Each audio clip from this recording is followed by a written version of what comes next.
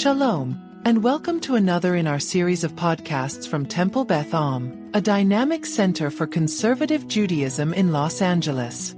This is a recording of Rabbi Adam Kligfeld's weekly Rashi study class. Hello to anyone who might be listening to this on the Temple Beth Am podcast series. We are chapter 12 of the book of Exodus. We left Egypt last class or 2 classes ago, I forgot. We read the verse 39, but not the Rashi. We not the Rashi. And so let's jump right in. I'll read the verse to remind us, and then we'll jump into the Rashi. Verse 39 is, Vayofu et habatzek, they baked the dough, asher hotziu mimitzrayim, that they had brought out of Egypt, ugot matzot, which from our perspective is a very easy phrase to make sense of, because we already know what matzot are. But it's important to read this phrase as if you didn't observe Pesach 50 times in your life, right? So, an uga is a cake of some sort, and matzot is whatever we're about to be told matzot are, right? We've had references to it, but I'm kind of teeing up that Rashi is going to question that particular phraseology. Ki lo chametz, because it was not chametz, or maybe this is a verb because it had not become chametz.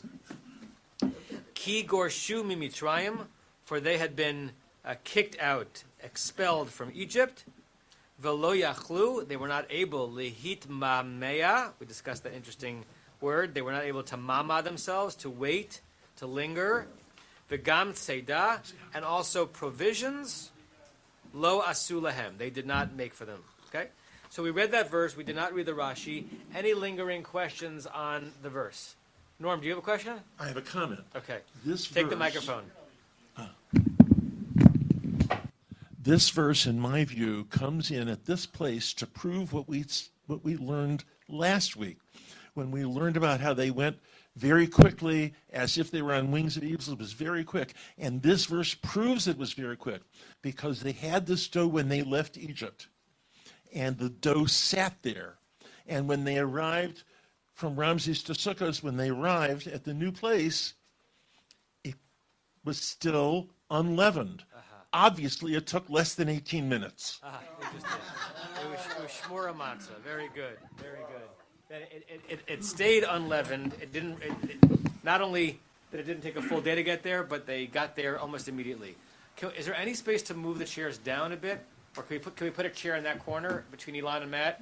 Okay, let's put a chair there between Marshall and Joel. We can slide more. Elon. Yeah, if you slide a little more here, Okay, we can get it. you're gonna get it right here. Yeah, we're working on it. No, we already have one. I think that's enough. Just lock the door. Oh, sure. Yeah, lock the door. Let's close the door. Okay, good. Okay. Rick. Hi, good morning. Sorry I missed last class, but did anybody bring up the Vayit Mama with Lot and Sodom? We did, but that doesn't mean you can't also bring it up. Well, my first question is, are these the only 2 places with that word? And I would observe that the children of Israel didn't wait like Lot waited when they were told to get out of town. So those are the 2 that I know about. But is there a third of that word? In the Torah itself, I don't know if there is another reference to this verb in the Hitpa'el. We also reference that it's in Anima Amin, that this is Afal Pisha Yitma Mea, even though the Yes, Torah, yeah. That's the most common time that people say that word out of their mouths. I don't know that that verb appears more than those 2 times in the Torah, but I also don't know that it doesn't. I don't have that kind of recall. Okay. Someone's looking it up right now. Okay, good. Let's look at the Rashi. Anything else in the verse itself? Okay. Matt, do you want to read a Rashi? On Ugot Matzot. Ugot Matzot.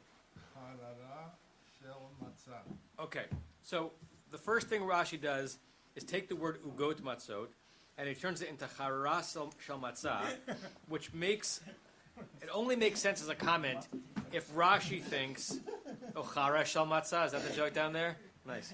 It only makes sense if Rashi thinks that we know the word charara more than we know the word uga, which it doesn't make sense to us that Rashi would think that, because, I don't know, you take the average rudimentary Hebrew speaker, they're probably going to know the word uga more than charara, right? Anyone know what the word charara means? No. Right. Okay. Let's look at Jastro. I have it teed up. 1 second.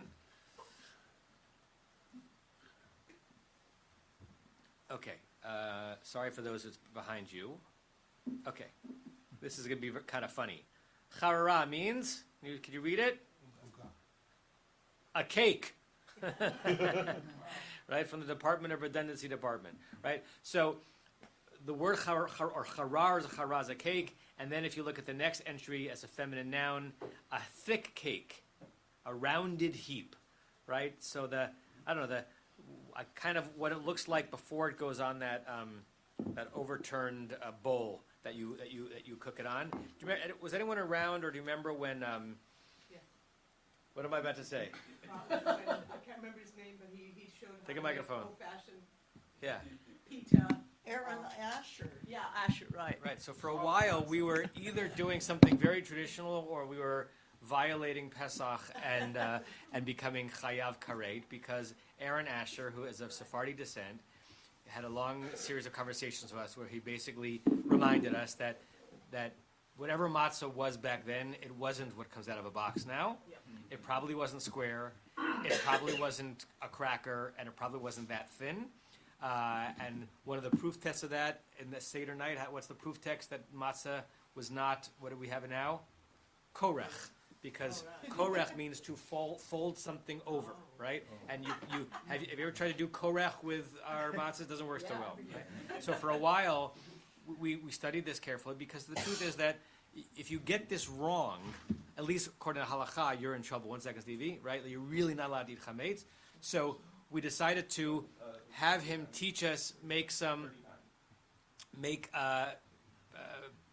kosher lepesach matzah from kosher lepesach flour, right? Something like flour, the way it used to be done, and it came out as pita, right? Like bread, a charara, like a thick thing of dough, and you kind of like bake it, and it stays kind of thick, more like the kind of a laffa bread, or a thicker laffa bread, right? So far, all Rashi done saying, you don't know what the word uga is? I'll tell you what it is. It's charara, because Rashi thinks we know what that means more. Let's pause, because he hasn't even said the more interesting part yet. Stevie, and then Larry.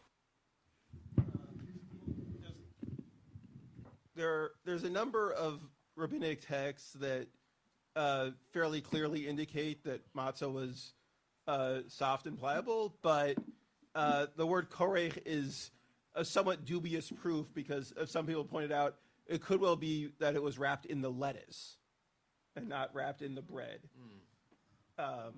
Obviously, that's nitpicky because, like, we know from other cases, but just as a proof, I wouldn't hang everything on that by itself. Doesn't it say haya korech matzah umaror? You're saying that. Yeah, maror is lettuce. I don't know what maror is either. You mean there's like a romaine lettuce? Sure. Okay, possibility. Larry? Somehow I think I've told this story before, but in the old days when you could hike in the Sinai and you got a Bedouin guide, that you had to bring a package of flour and salt. And that was it. And you're doing these hike for about 5 days, and then the guide would collect scrub brush, and he'd make a fire out of these sticks you had a thing you could fire out of, and then he'd go up to a rock and find an indentation in the rock where he would knead the dough with water and the salt that you brought, and then he'd come and he'd flatten it out into this big, huge, like lava, and he'd put it right on the fire, and he'd put it on the fire, and then he would take it off and turn it around, and then after it was baked, he would knock off the ash, knock off the ash. It was delicious. It might have to do with where I was and what it was like. And I was absolutely convinced at that time, and still am to this day, that that's what matzah was. Of course, right? Which is so funny that we think of matzah as the antithesis of bread, but it's really just bread, right? It's really just bread that hasn't risen, right? It's not wonder bread, but it's just bread. And this is one of the places where the culture of the halacha of stringency around Pesach is light years away from the initial intention, right? You've heard my rant about kashrut in general, but particularly the kashrut of Pesach, right? I mean, a friend of mine once said, what do you like? How do you observe Pesach? Just don't eat chametz. Everything else is commentary. Just don't put bread in your mouth, and you're probably fine, right? And even the way we hold ourselves to bread standards is probably far, far, far more stringent than we need to be, and more traditional, because traditional is associated with stringency, but much less traditional in terms of our ancestors did it. Rant over. Leonard. So the dictionary here has a bit more information on charara. Please. It's not just a cake. It's a thin cake baked on coals. Okay, and that means as a definition of the thing. Okay, so Rashi assumes that we know that, and so he's turned uga into charara, and then he adds another phrase, and you're going to say, well, that phrase is obvious, so the question is, what question is he answering when he adds the phrase? Matt? Matt, microphone. I think we're good, Hector. Thank you. We're good. Thanks. Patsek shelo hechemitz karui matzah. Okay, translate, and then it's clear what he's saying, so the question is, why is he saying it? So dough which has not become chametz or leavened or soured is called matzah. Okay. To which we'd say, yeah, we know Rashi. Like, so what might he be saying, or what? We always ask it this way: what notion is he disabusing us of, such that he thought those words were worthy and important to share?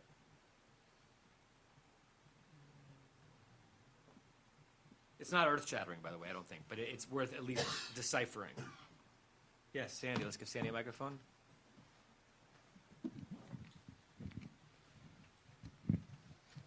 I think he's saying that there could be many things that are matzah. It's just dough that isn't leavened. Yeah, I think my understanding is that he's saying it's subtly different. He might be saying that there are many things that could be called a charara. It's only a charara. It's only ugot matzot if it's charara made out of dough that could still become matzah. And how could it still become matzah? Because it hasn't yet chametzified, right? So it might also be the case that there's another way of making matzah that doesn't have the word charara attached, but there are also many chararot, he would say. You could have a charara that is actually leavened bread, right? So it's charara in terms of the way it's prepared. It starts with a thick patty, and it's cooked on the open coals. And if that is made from dough that hasn't risen, then it is matzah. He's saying don't think that charara always means matzah. Alan, and then Barry, and then Renee, see your hand also. There's a comment here in Saperstein that says that Rashi explains that the term matzah does not apply exclusively to the matzah which is guarded, matzah shmura, of fulfilling the commandment of eating matzah on Pesach. What a liberal. Wow. Wow. Don't tell Strites that. Barry. A little bit of humor. So from my culinary perspective, if all you have is flour and a little bit of water, the only flavoring is the type of wood you're using to make the charcoal or the flame. That's going to flavor. So there's no discussion of what kind of wood we're using and what flavors there are. Yeah, plain.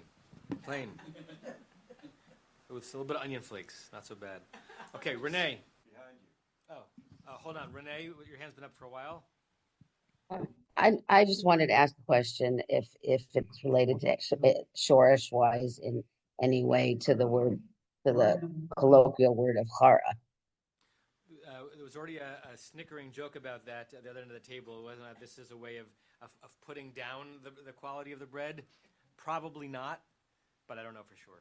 I don't know what the etymology is for that Hebrew word chara.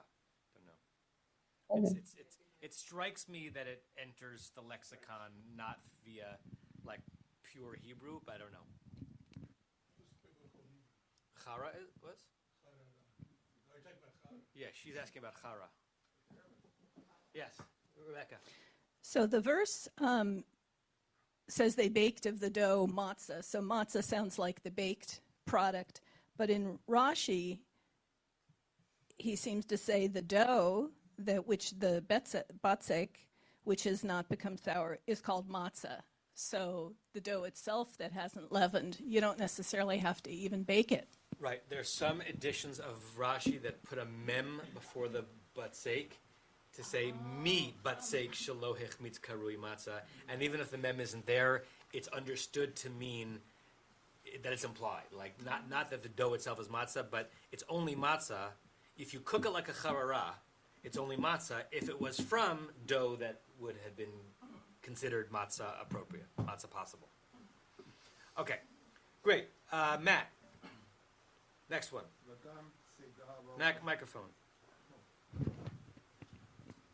Vegam tzeda lo asu lahem laderech.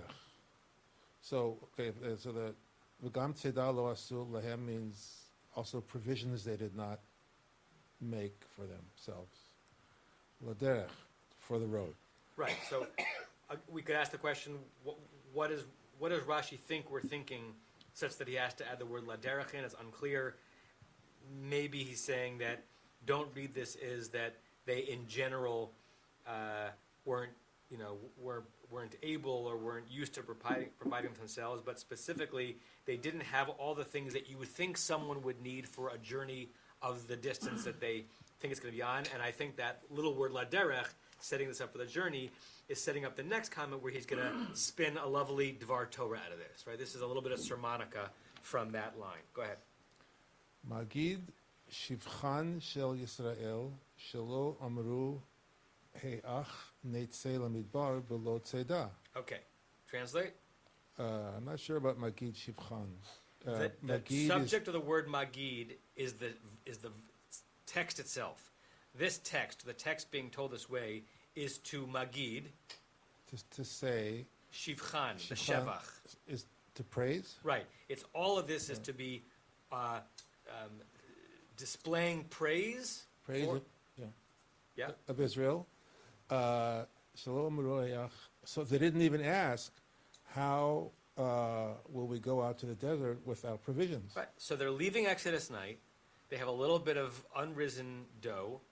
They did not pack for a 3-hour cruise, right?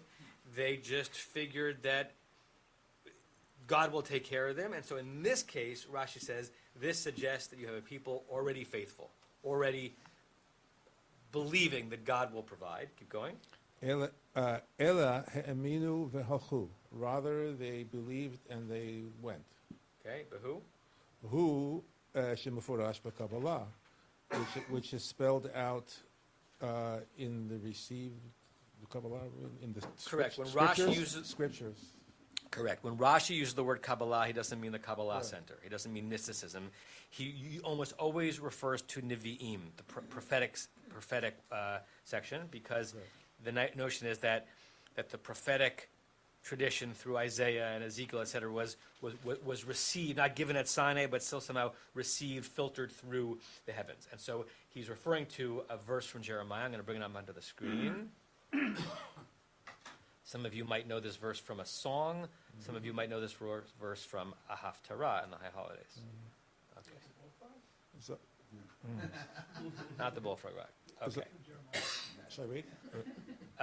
Some of you have probably lain this haftarah. Vayehi devar. Actually, not high holidays. I think it's that one of the haftarot leading up to Tisha B'av. Vayehi devar Adonai lemor. The word of God came. Haloch v'karata be'oznei Yerushalayim. Go and declare amongst the ears of Jerusalem. Lemor, saying, Ko amar Adonai. This is what God said. Zacharti lach chesed ne'urayach. I, God, remember you mercifully, lovingly, compassionately, ne'urayach, your youth, when you were young. When were the Jewish people young? Now.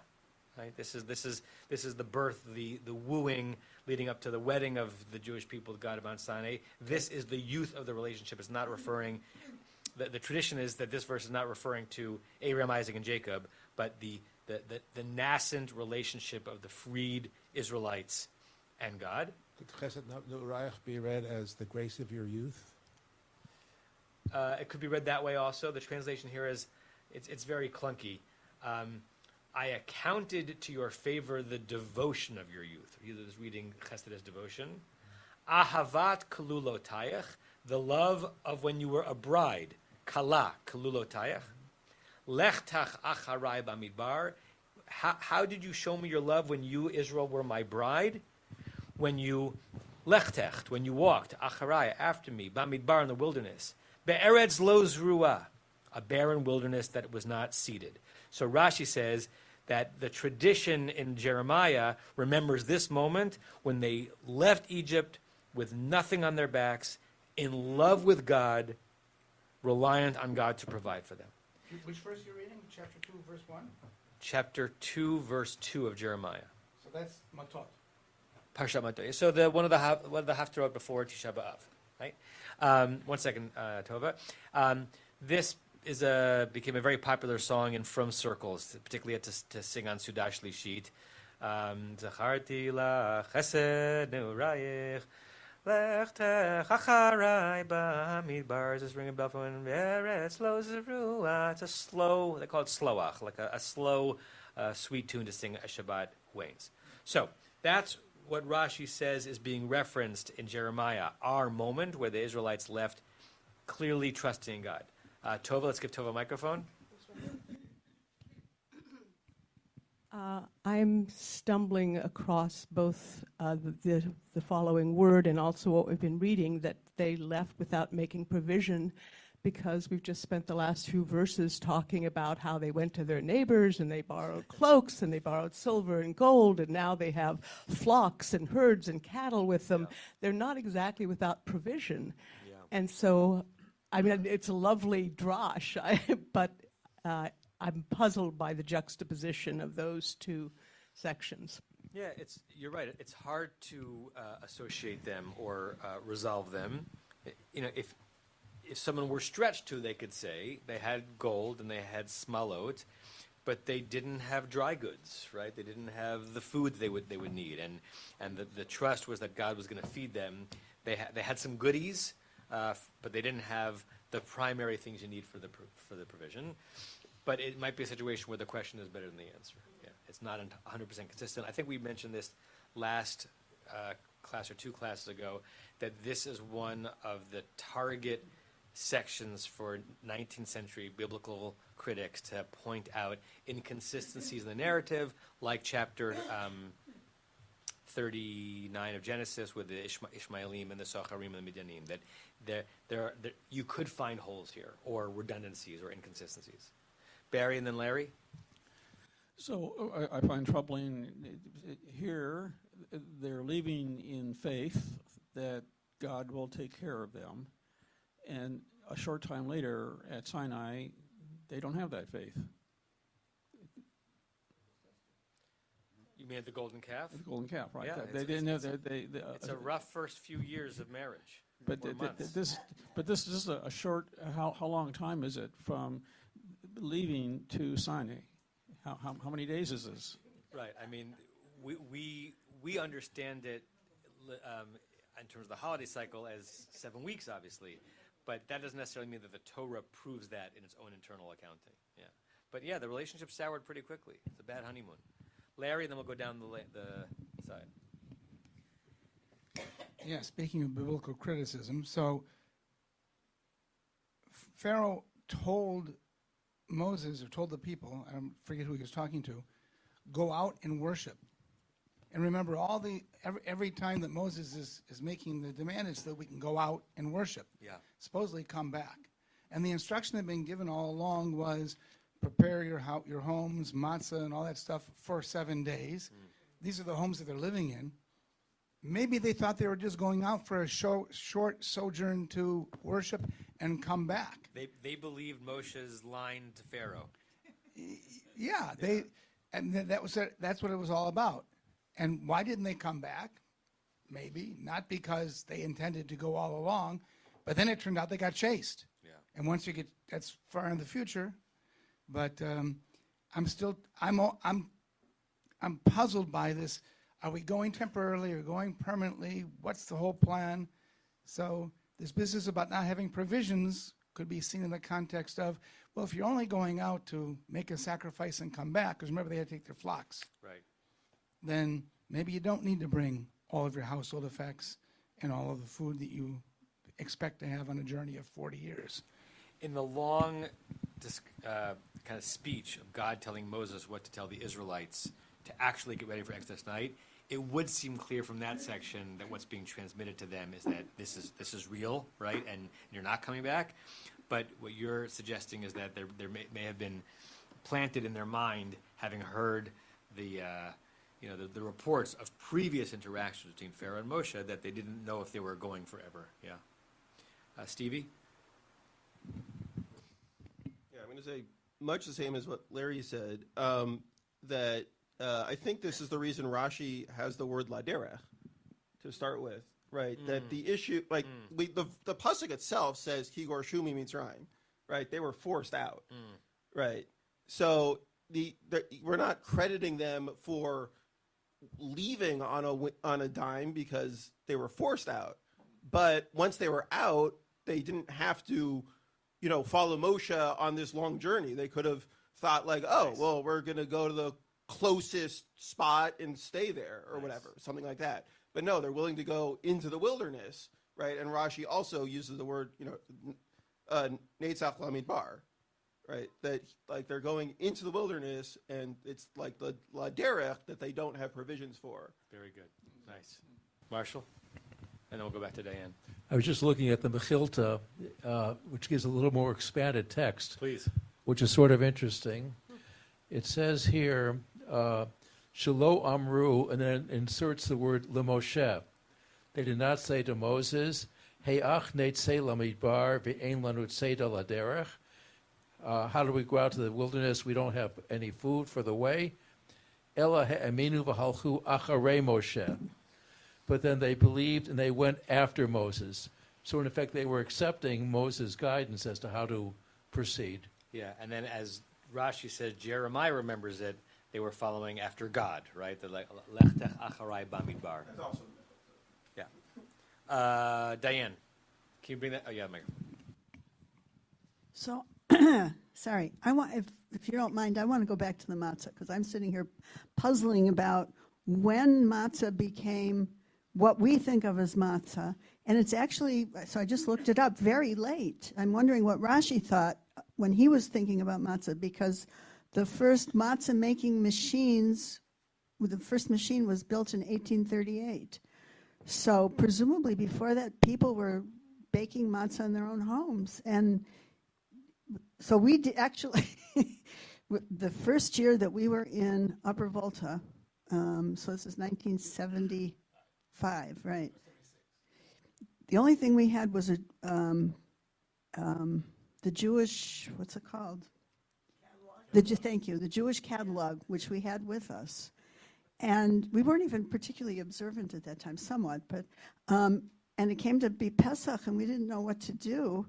And so we baked our own matzah in the oven, and we actually knew about 18 minutes. And but it doesn't get hard like a cracker when you bake it in the oven. It's still soft. Yeah. So it's very recent that we're actually thinking about matzah's holes and squares and all that. Yeah. So, yeah, I wonder, and I have no idea what the answer is, was there a time that lasted decades or even centuries before the actual industrialization of the process where the product was more akin to a hard square than to a soft loaf of bread? I just don't know. So someone's got to have written about this somewhere. Wow. Stevie and then Norm. Whole Green family. Yeah, good to say. Yes, this research does exist, and it seems that in the late pre-machine era, there were you could buy two different kinds of matzah, and there was the softer matzah that you would eat, and there was a harder matzah that you would use to make matzah meal. It would be ground, and there were certain poskim who seemed to prefer the hard stuff for, Seder night maybe, or for various purposes, but I think not the majority. That I don't remember all the details of, but there's lots of rabbinic texts that make clear that they assume matzah to be soft in general, but there was definitely this hard stuff that was ground up into meal. Yeah, If you eat gebrachs, that is. Norm. Norm. I was just going to say basically the same. Rachel, and then Leonard.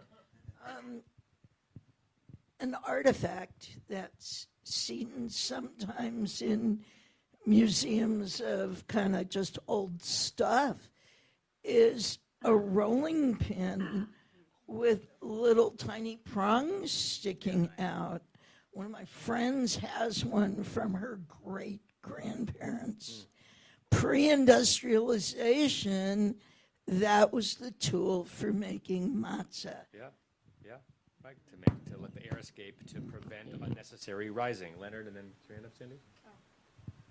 So for what it's worth, we saw how the Samaritans make matzah, so one would assume that goes back a ways. And what they do is they have sort of like an inverted bowl with a very hot flame underneath it. And they mix the flour and the water, and they pour it on top of this bowl, and it like turns hard immediately. Yeah, you were describing the Bedouins. I've had Druze meals like that, just a convex, piece of metal that it can make it pretty hard if you cook it.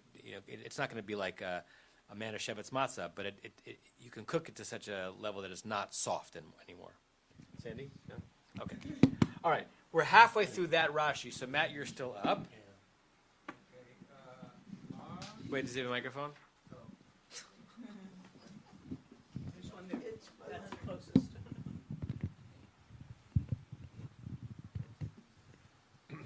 Ma sachar mefurash acharav. Ma sachar question mark. Ma sachar? I have a question mark at the end of the sentence. Mine reads Ma sachar mefurash acharav. Okay. I don't know. Two different ways of punctuating it. Okay. Maybe there's one missing. So the question is, what is the reward? Okay, so flesh it out. What is the reward for who did what? Spelled out afterwards. Right. What is whose reward? The Israelites, I guess. Right. So if you're going to make the claim, Rashi will say that that the Israelites acted on great faith. Don't you think that the tradition would have proffered them some kind of a reward for having done so? So the way my Rashi has it is Uma Sachar question mark. What was the reward? Mefurash Acharav. It says explicitly afterwards. Let's go now back to the verse in Jeremiah. So I'm going to share the screen again.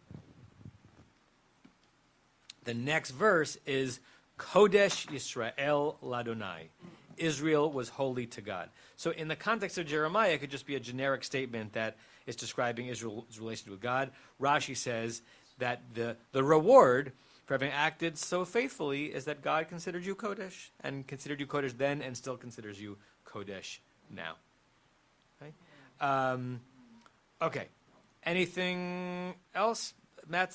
Anything else in your mind for that? Question. Yeah. With the microphone.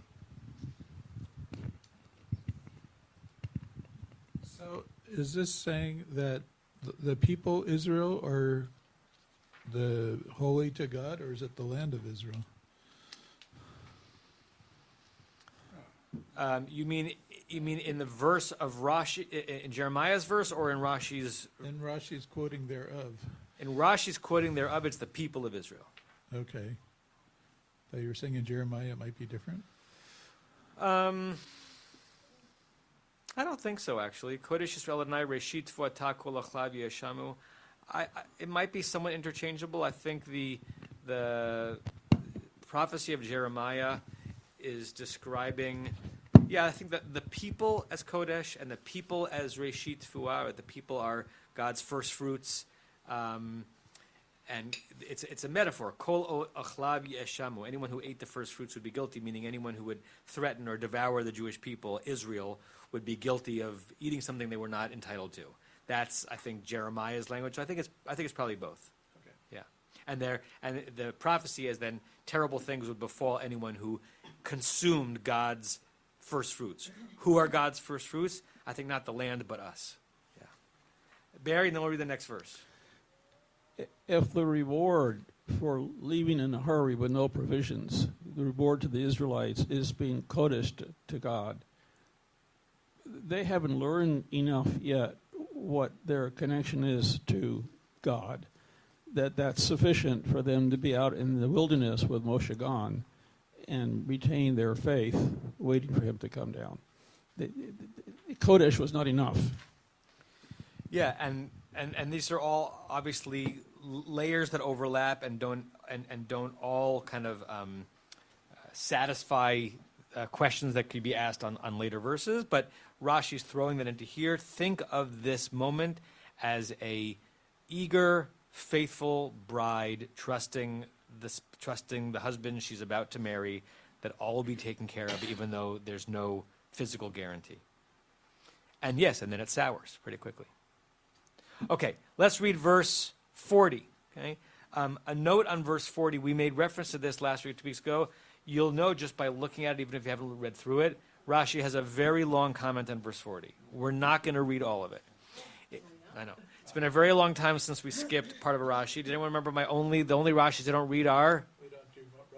We don't do Rashi math, right? We don't do extended Rashi math, and he's going to do a very long internal proof text to try to prove why the number in this verse works. We're going to read a bit of it. You are entitled to read all of it on your own. I don't know that it makes sense to bring out our slide rules and crunch the numbers. I just want to point out that in my class we do Rashi math. In Leonard's class, we do Rashi math. Can you explain the reason why? I find it tedious.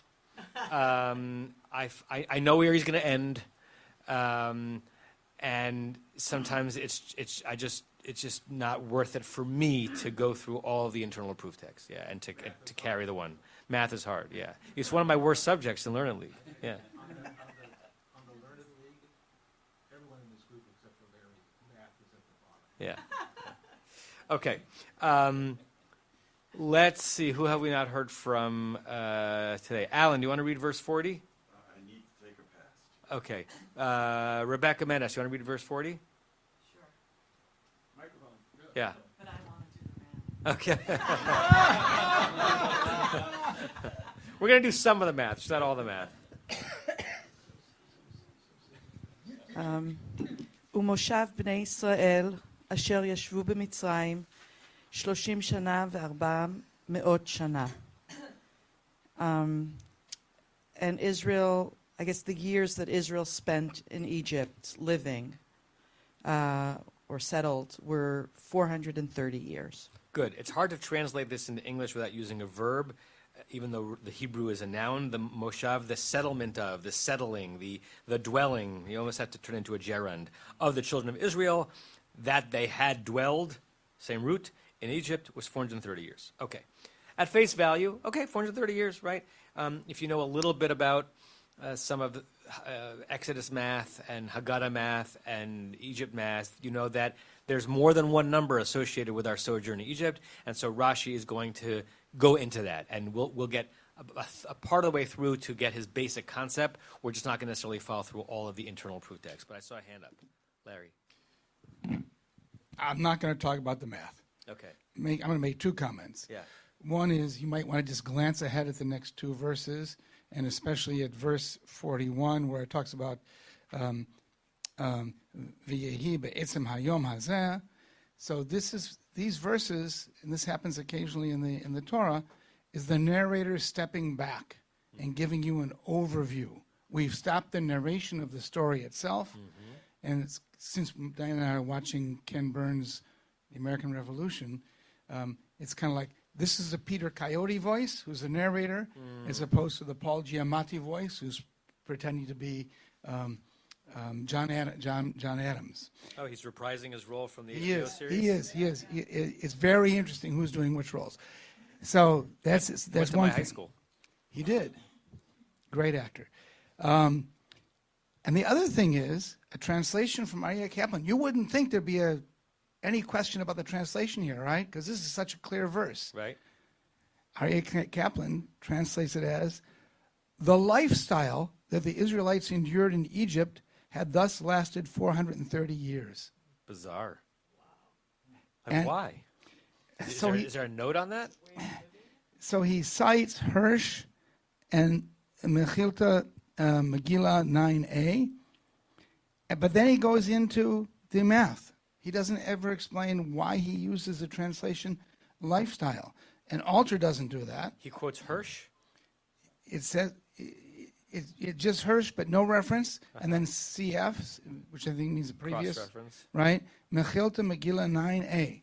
But why would say the life? In other words, he's focusing not on the fact that they had established they've been living in Goshen and lived there for.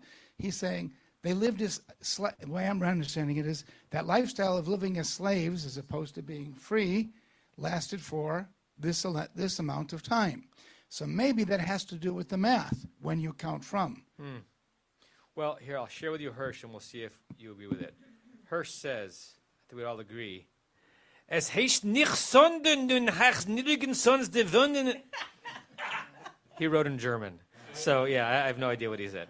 That was a good. Is to live. Yeah. So it's a very long comment in 19th century German. Okay. Does anyone else have a translation of that verse that's anything other than plain? Everett Fox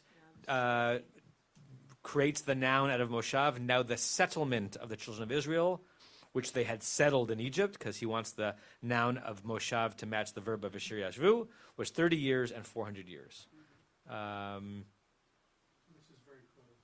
Yeah, and Everett Fox has a comment on that. 30 years and 400 years, the numbers are patterned as usual, meaning Torah math often gives the ones and the tens before the hundreds rather than reverse, like Chai Sarah last week. She was 7 years and 20 and 100.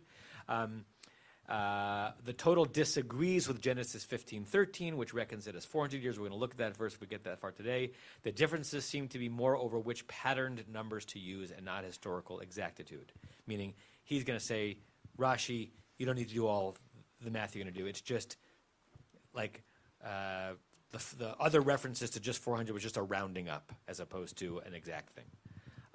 Marshall. Yeah, sorry. Alter and the settlement of the Israelites, which they had settled in Egypt, was 430 years. Yeah, very similar to Everett Fox. Rick, I see your hand. Yeah, hi. I wanted to go off of Larry saying it's the narrator here, the teacher, I would say. And, of course, I'm all about the tropes. So the trope, Shloshim Shana Verba Meot Shana, that's repeated in the next verse. Shloshim Shana Verba Meot Shana, there it's an et nachta. But repeating things to an audience, especially with the music, really gets it in the memory. So I just wanted to say that. Then there's, at the very end of Rashi, I wanted to say something. Okay. If we get there. Okay? We'll get there. I should know when. Okay. Barry?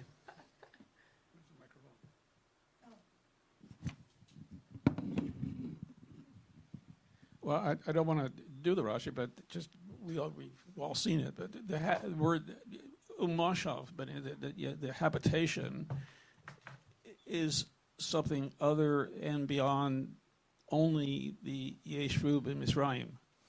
So you have to get from umashav, the habitation, to Yoshveh. And so Rashi's going to do the math of what it takes to get from one to the other. What do you mean from one to the other? The 30 years. Well, the verse is saying is saying that the Moshav was the habitation that they Yashvu. They had to get from where they were Moshe, where they were habitating, until they got to Misraim. Rashi's going to put the two stories together. Okay, in the verse, the Moshav and Yashvu are referring to the exact same thing. That the settlement that they settled in Egypt was entirely 430 years. Let's see how Rashi plays it out. Who is reading? Rebecca. אשר ישבו במצרים, אחר שאר הישיבות שישבו גרים בארץ לא להם.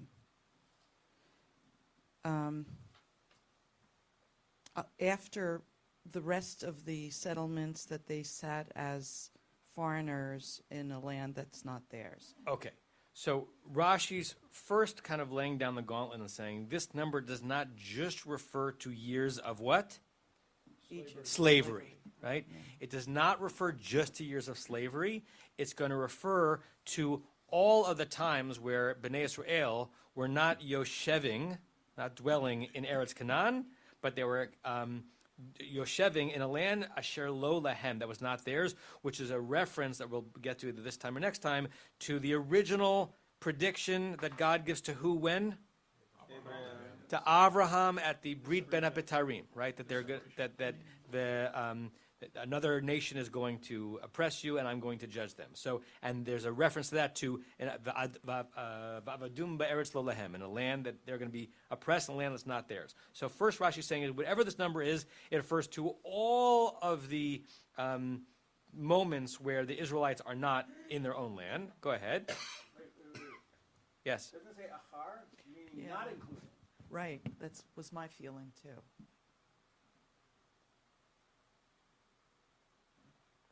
I think the achar here means after all of those added up, you'll get to 430. So the sum. I don't think it means except for. I think. Okay. Not sure. So it includes the years not in Egypt. It includes the years not in Egypt.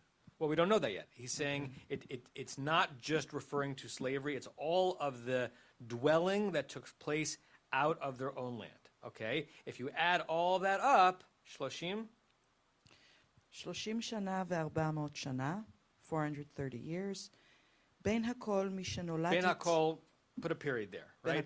בין הכל is Rashi language for sach hakol. We'd say sach hakol. All together, and that's why I think the achar means after you take into account all of these departures from the original place of their habitation land of Israel, you add that up, trust me, he says, 430 years altogether. מי שנולד יצחק עד עכשיו היו 400. From when Isaac was born until now, there were 400. Okay, add a word after 400. What's the next word? מי שהיה לו... do you know how the word shana after that? No. Oh, okay.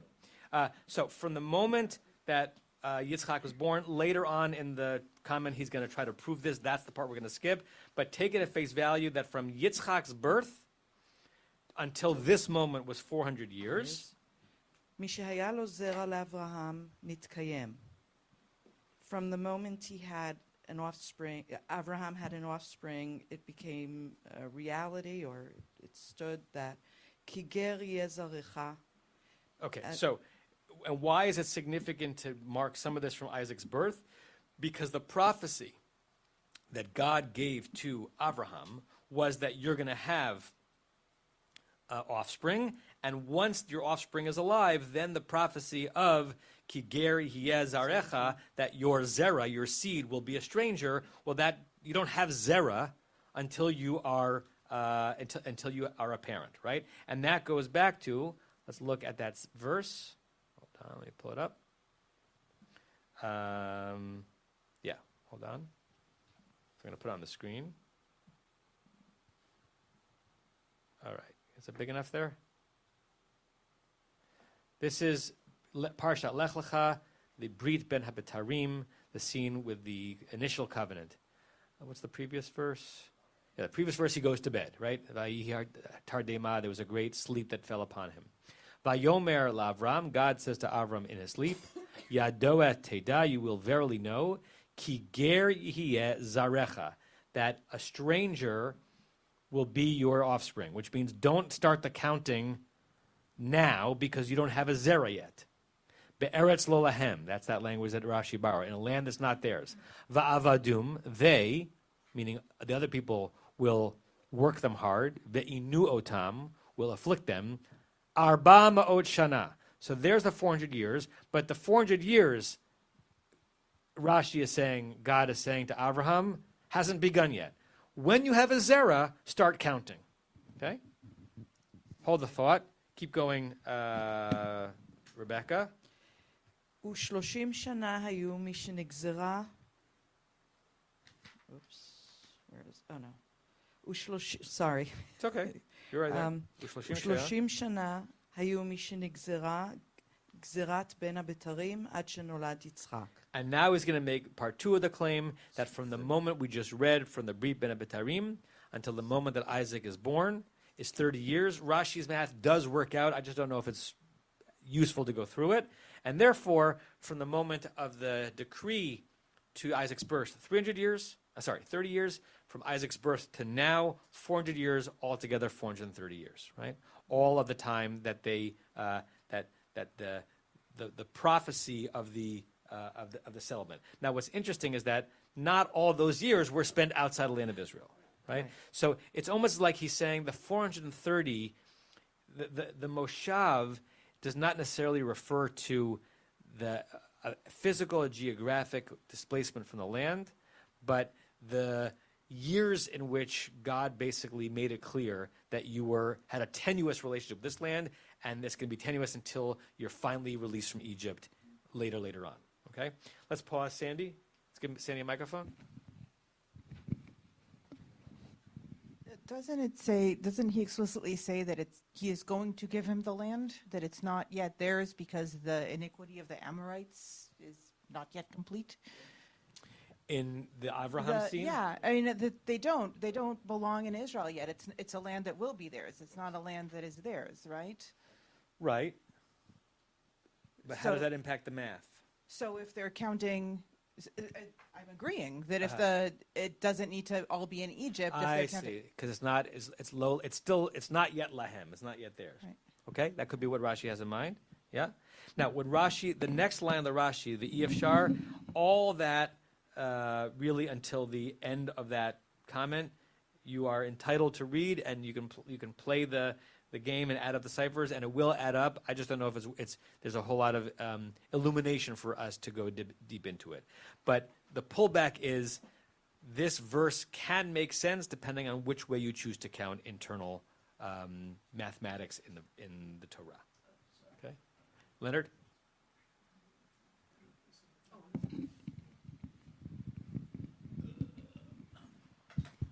So Ibn Ezra points out that in various places it's not clear what the starting date is, and this is one of those places. But he says if the starting date for this is